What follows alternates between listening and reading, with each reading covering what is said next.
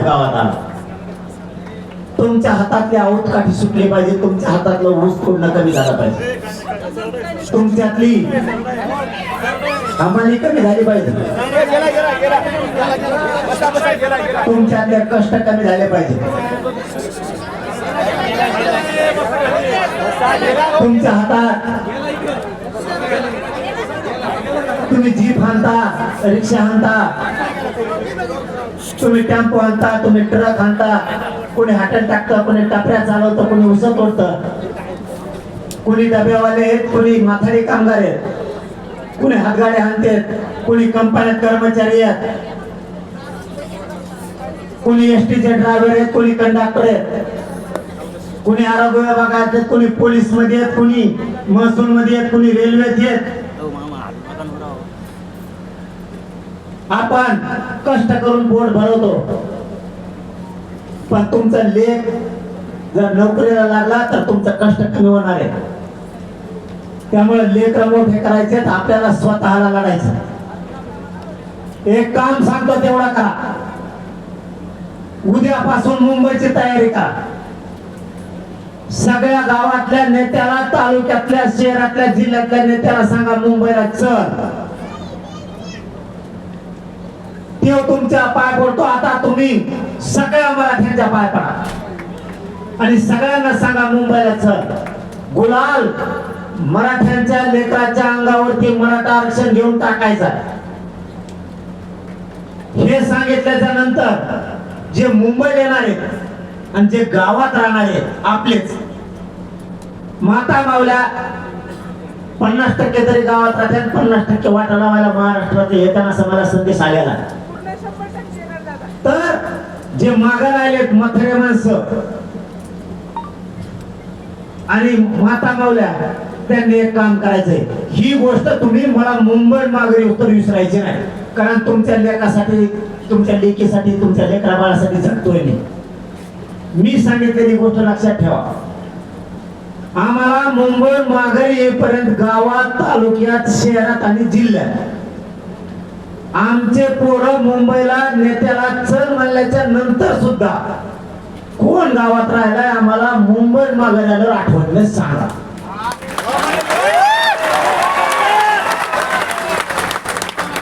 सरपंच गावात राहिलाय का, माजी राहिलाय का, सदस्य राहिलाय का, माजी सदस्य, चेअरमन, नगरसेवक, माजी नगरसेवक हे गावात राहिलेत का चल म्हणल्याच्या नंतर बी, जिल्हा परिषद सदस्य, पंचायत समिती सदस्य, माजी सदस्य, सभापती, उपसभापती हे गावात आम्ही मुंबईला गेल्याच्या नंतर गावात फिरत होते, तालुक्यात, शहरात फिरत होते. आम्हाला फक्त गुप्त माहिती द्या. अजिबात लपून ठेवायचं नाही. तुम्ही कोण आमदार आहे, कोण माजी आमदार आहे, कोण खासदार आहे, याला सांगितलं मुंबईला जायचं, पण तेव्हा आला नाही, तालुक्यात शहरात फिरत होता. आम्हाला आठवणीला माघारी आल्यावर सांगा. तुमच्याकडे ही मोठी जबाबदारी. तुम्हाला एवढंच काम देऊन चाललोय. तुमच्या लेकराला लागणाऱ्या 100 पिढ्या उडणार नाही एवढं आता आरक्षण घेऊन येतो. फक्त तुम्हाला एक छोटस काम सांगितलं तेवढं तुम्ही इमानदारीने करायचं. तुम्ही गरीब आहेत, नाव सांगितल्यामुळे ते तुम्हाला अडचणीत आणतील. त्यामुळे तुम्हाला मला डोळ्यावर आणायचं नाही. मी आहे ना डोळ्यावर यायला, त्याचा डोळाच काढी दो.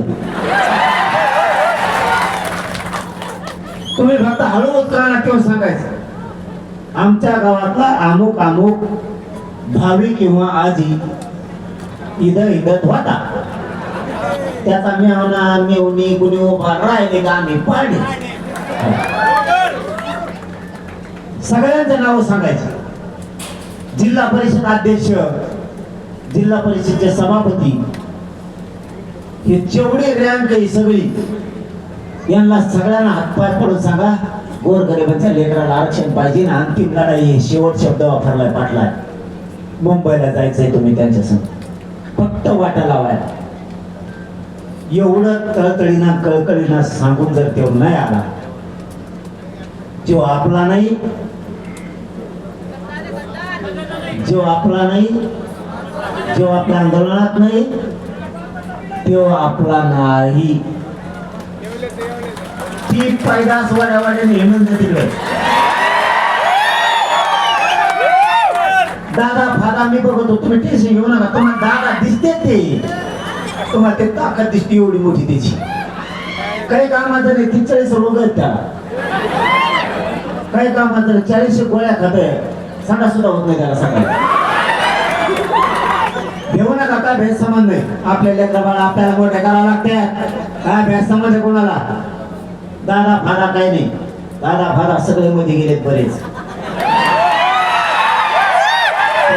टेन्शन तुम्ही नका घेऊ, मी आहे ना, मी आहे तर वर ना. तुम्हाला टंकच नाही भाऊ, तुम्ही टेन्शनच नाही घ्यायचं. मी आहे तर वर तुम्हाला कसला दादा आहे, दादा असू दादी नसू काही असू द्या, तुम्ही टेन्शन घ्यायचं नाही. आपला मागा लागलो का टिकीतोच, एकदा मागा लागले की टिकीत होत नाही. कारण तुमचा आशीर्वाद आहे. फक्त मुंबईला आशीर्वाद द्यायला सगळे मराठा. ज्याला काम आहेत त्यांनी एक गोष्ट लक्षात ठेवा, सगळे शांत राहा.